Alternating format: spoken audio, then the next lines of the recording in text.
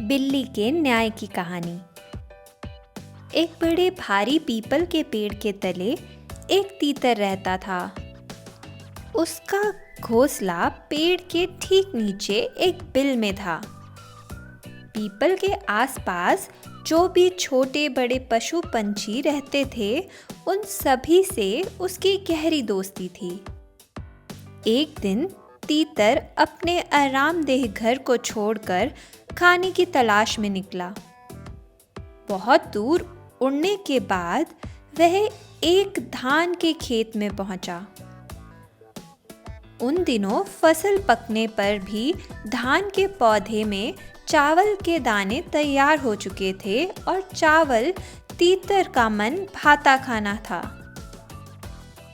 भोजन की भरमार देखकर वह उसी खेत में टिक गया और जी भर के चावल खाता रहा। वहां उसने दूसरे बहुत से परिंदों को दोस्त बनाया और उनके साथ ठाठ से समय बिताया। उस दिन वह घर वापस नहीं लौटा, दूसरे दिन भी नहीं लौटा और तीसरे चौथे दिन भी नहीं लौटा। इस तरह उसी खेत में कई दिन गुजर गए। जिन दिनों तीतर बाहर था, उन दिनों कहीं से एक खरगोश आया। उसके रहने का कोई ठिकाना नहीं था। उसने तीतर का खाली घोंसला देखा तो उसी को अपना घर बना लिया। कुछ दिन बाद तीतर वापस आया तो अपने घर में खरगोश को घुसा देखकर बड़ा नाराज हुआ। तुम यहाँ क्या कर रहे हो? उसने पूछा। ये तो मेरा घर है। तुम्हारा? खरगोश ने कहा। जब होगा तब होगा, अब ये मेरा घर है। मैं यहाँ 1-2 दिन नहीं, कई दिनों से रह रहा हूँ। लेकिन तुम रह कैसे रहे हो? तीतर ने कहा। ये घर मैंने अपने लिए अपने ही हाथों से बनाया था। मैं जिंदगी भर इसी घर में रहा हूँ। यकीन ना आता हो तो पड़ोस में किसी से भी पूछ सकते हो। मैं क्यों पूछूं? खरगोश ने कहा। मैं जब यहाँ आया था तब ये मकान बिल्कुल खाली था। तभी मैं इसमें रहने लगा। मकान उसी का होता है जो उसमें रहता है। अब ये मकान मेरा है। तुम्हें यकीन ना आता हो तो तुम ही पड़ोसियों से क्यों नहीं पूछ लेते? ये सब बकवास है, तीतर ने चिल्लाकर कहा। मैं कुछ दिनों के लिए बाहर चला गया था। अब मैं वापस आया हूँ। फौरन मेरा मकान छोड़ो और यहाँ से मुंह काला करके भाग जाओ। ये कभी नहीं हो सकता, खरगोश ने कहा। ये मेरा मकान है, मैं इसमें रहूँगा और ठाठ से रहूँगा। इस तरह तीतर और खरगोश के बीच झगड़ा होने लगा। उनकी तू तू मैं सुनकर कई पशु पक्षी जमा हो गए। उन्होंने तीतर की बात सुनी और खरगोश का जवाब भी सुना, मगर कोई भी ये तय नहीं कर सका कि मकान किसका है। उन्होंने सुझाया कि मामला हल करने के लिए किसी कानूनी जानकार की सलाह लेनी चाहिए। इस पर तीतर और खरगोश ने अपना मामला किसी पंच के सामने रखने का निश्चय किया। मगर ऐसे उलझे हुए कानूनी मामले को सुलझाने के लिए योग्य पंच की ज़रूरत थी और ऐसा पंच खोजना आसान नहीं था। पंच की खोज में वे दोनों घंटों तक मीलों इधर उधर भटकते रहे। अंत में वह गंगा के तट पर पहुँचे। तट के पास उनसे कुछ ही दूरी पर एक बड़ा सा बिल्ला खड़ा दिखाई पड़ा। बिल्ली पर नज़र पड़ते ही उनके कदम जहाँ के तहाँ रह गए। दोनों अच्छी तरह जानते थे कि बिल्ला कितना खतरनाक जानवर है। खरगोश और तीतर को अपनी ओर आते देख बिल्ले ने आंखें मूंद ली, हाथ में माला पकड़ ली और पिछले पैरों पर खड़े होकर राम नाम का जाप शुरू कर दिया।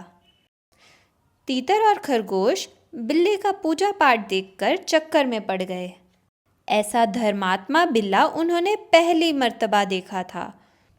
उन्होंने मन ही मन में सोचा, आहा, ये कितनी अच्छी तरह से भगवान का जाप कर रहा है। मेरे ख्याल से इस बिल्ले को ही पंच बना लेना चाहिए, खरगोश ने कहा।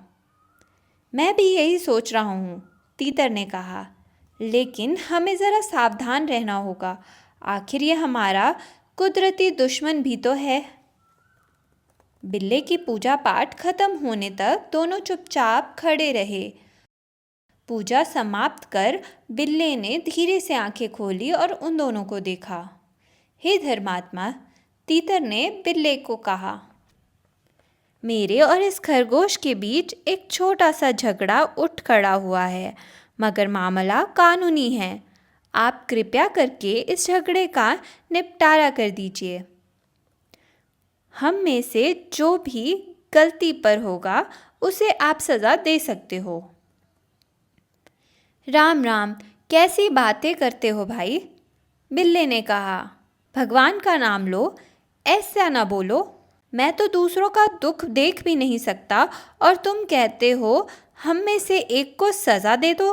हरे कृष्णा हरे कृष्णा। जो दूसरों को दुख देता है वह भगवान के कोप का भाजन बनता है।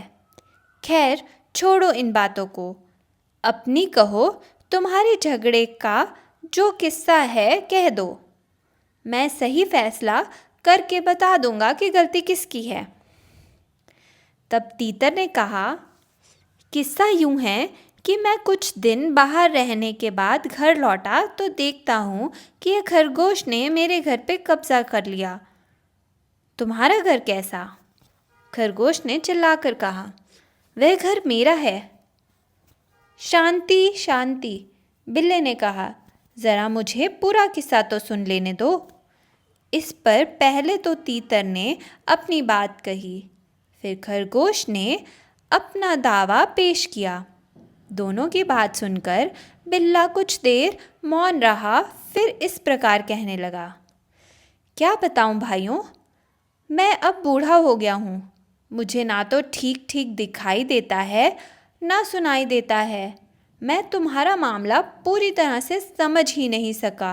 तुम दोनों ज़रा नज़दीक आकर बात करो तो अच्छा रहेगा। इतनी देर में खरगोश और तीतर दोनों ही बिल्ले का डर भूल गए थे। उन्हें बिल्ले पर पूरा पूरा भरोसा हो चला था। वो दोनों बेफिक्री से उसके नज़दीक आए।